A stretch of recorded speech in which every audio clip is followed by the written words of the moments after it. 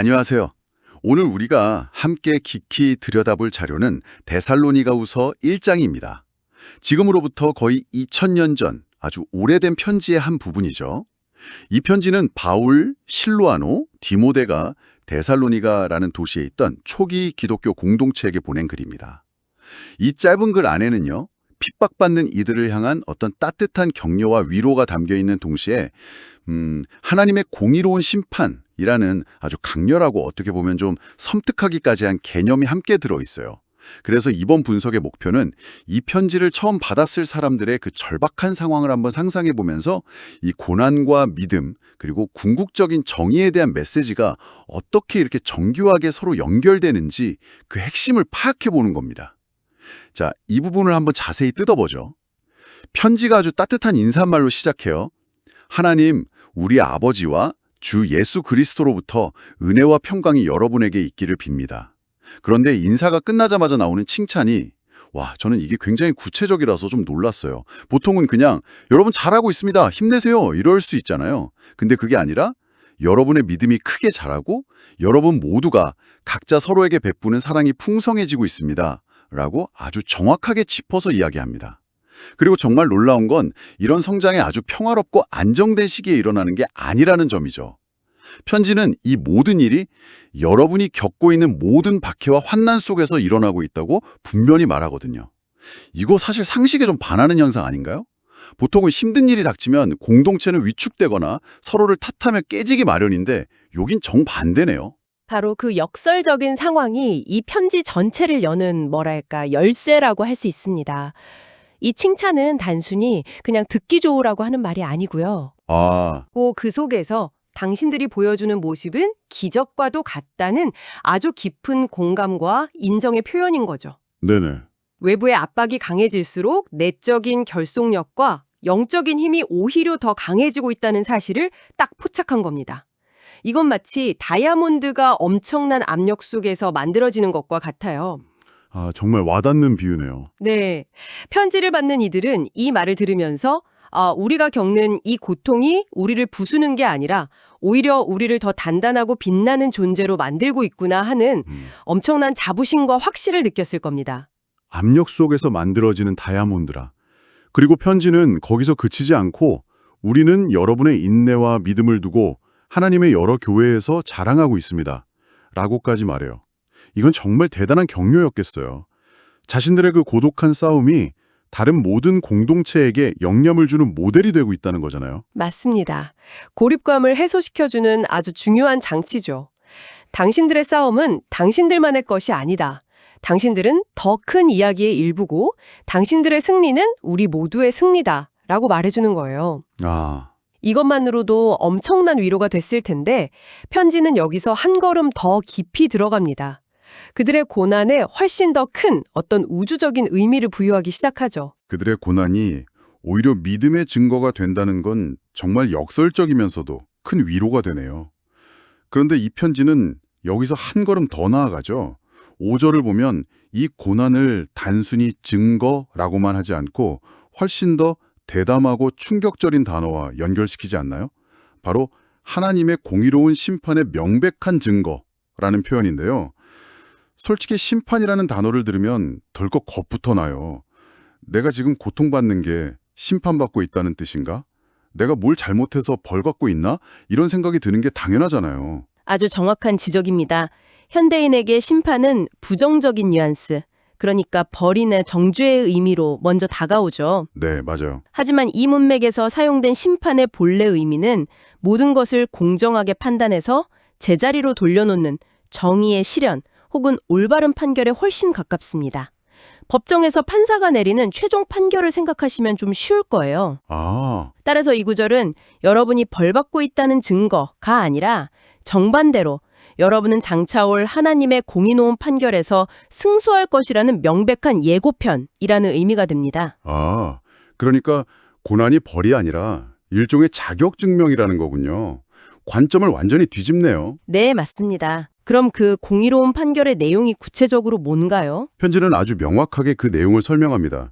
6절하고 7절을 보면 선명한 대칭 구조가 나타나죠. 네. 여러분에게 환난을 주는 사람들에게는 환난으로 갚아주시고 환난을 당하는 여러분에게는 우리와 함께 안식으로 갚아주시는 것이 하나님의 공의입니다. 이것이 판결의 핵심 내용입니다. 모든 것이 제자리를 찾는 거죠. 아, 여기서 중요한 건 이게 단순한 눈에는 눈, 이에는 이 식의 복수심을 부추기는 게 아니라는 점이에요. 네, 그렇죠. 이건 개인적인 감정의 문제가 아니라 뒤틀리고 망가진 우주의 질서가 마침내 완전히 회복되는 것에 대한 선언입니다. 모든 부당함은 반드시 바로잡히고 모든 눈물은 반드시 닦여질 것이라는 우주적 정의에 대한 약속인 셈이죠. 그렇군요. 듣는 이들에게는 지금의 이 불의가 염원하지 않다는 가장 큰 위로였을 겁니다. 네, 그 약속이 있었기에 견딜 수 있었겠네요. 언젠가는 모든 것이 바로잡힌다는 믿음 말이죠.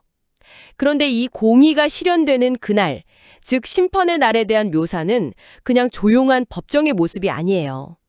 갑자기 분위기가 확 바뀌면서 굉장히 시각적이고 극적인 장면이 펼쳐집니다. 주 예수께서 그의 능력 있는 천사들과 함께 하늘로부터 불꽃 가운데 나타나실 때라고 하죠. 이건 정말 거대하고 장엄한 마치 블록버스터 영화의 클라이막스 장면 같은 이미지입니다. 왜 이렇게 갑자기 강렬한 이미지를 사용하는 걸까요? 그 극적인 묘사는 메시지의 최종성과 절대성을 강조하기 위한 장치입니다. 어물쩍 넘어갈 수 있는 사소한 사건이 아니라 온 우주가 주목하는 거대하고 되돌릴 수 없는 사건임을 분명히 하는 거죠. 아, 불꽃과 능력 있는 천사들 같은 이미지는 그 심판이 인간의 힘으로는 저항하거나 피할 수 없는 압도적인 권위와 능력으로 집행될 것임을 보여줍니다. 당시 로마 제국의 황제들이 개선 행진을 할 때 연출했던 그 장엄한 이미지들을 떠올리게 하면서 그것과는 비교도 할 수 없는 진정한 왕의 귀환을 그리고 있는 겁니다. 진정한 왕의 귀환. 네, 듣는 이들에게는 두려움과 동시에 경외감을 불러일으키는 장면이었을 겁니다. 정말 스케일이 다르네요. 그리고 이 장엄한 장면 속에서 두 그룹의 운명이 정말 극명하게 갈립니다.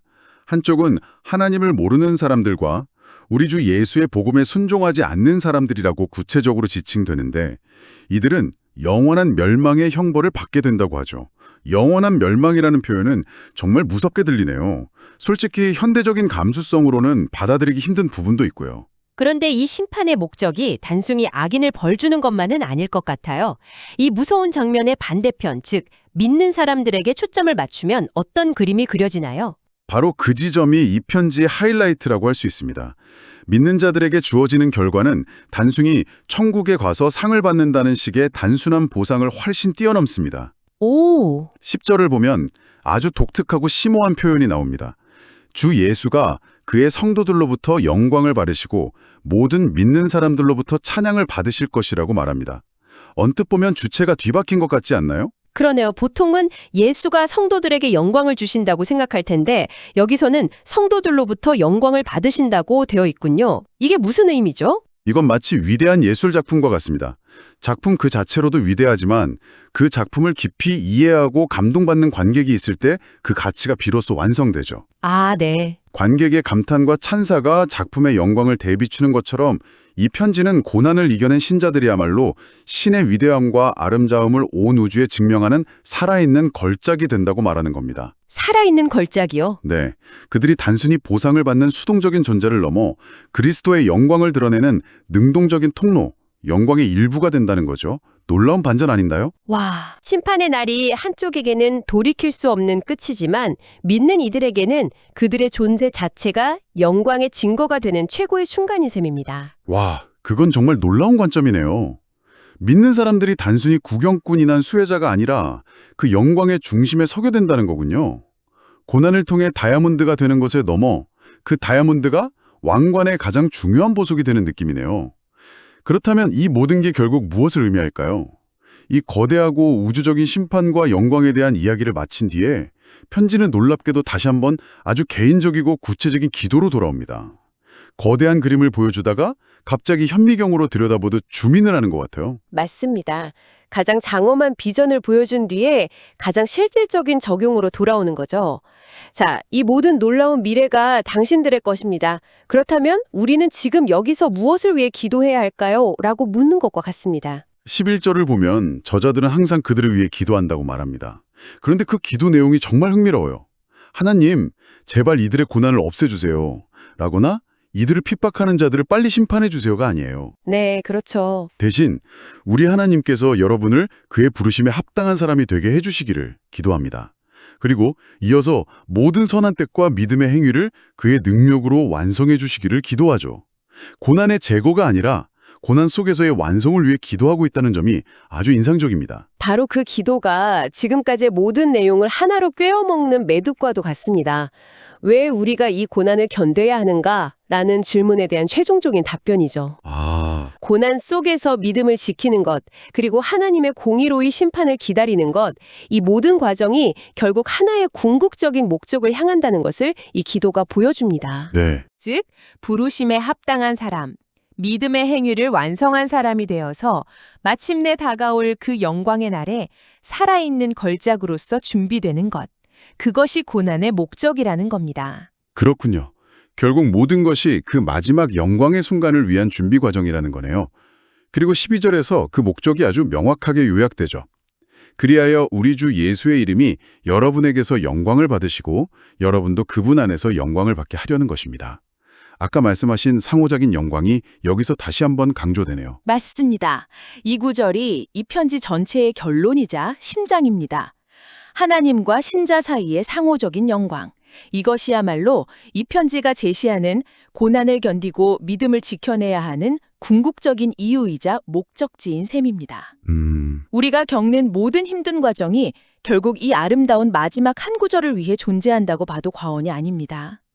일방적인 관계가 아니라 서로가 서로에게 영광이 되어주는 가장 완전하고 아름다운 관계의 완성을 향해 나아가는 여정인 거죠. 오늘 우리는 데살로니가 후서 1장이라는 이 짧은 편지를 통해 한 공동체를 향한 지극히 개인적인 격려에서 시작해서 선과 악을 가르는 우주적인 정의와 심판의 장면을 목격하고 그리고 다시 개인의 삶의 목적과 기도로 돌아오는 장대한 여정을 함께했습니다. 칠흑 같은 고난 속에서도 믿음과 사랑은 다이아몬드처럼 더 밝게 빛나며 자랄 수 있다는 따뜻한 격려와 지금의 모든 불의와 고통은 결국 바로잡힐 것이라는 공의에 대한 흔들리지 않는 약속이 담겨 있었죠. 잠시 생각한 후 이 글은 환난으로 갚으시고 안식으로 갚으시는 하나님의 공의라는 아주 명확하고 절대적인 선과 악의 구도를 제시합니다. 회색지대가 거의 없죠. 오늘날처럼 복잡하고 다양한 가치가 공존하며 무엇이 선이고 악인지조차 단정하기 어려운 세상에서 이처럼 선명하고 절대적인 최종 심판의 개념을 마주하는 것은 우리에게 어떤 의미가 있을까요? 모든 불의가 결국에는 남김없이 완전히 바로잡힐 것이라는 이 믿음이 현재 우리가 삶에서 겪는 크고 작은 부조리한 상황들을 바라보는 당신의 시각에 어떤 영향을 미칠 수 있을지 한번 생각해 보시는 것도 흥미로운 질문이 될 것 같습니다.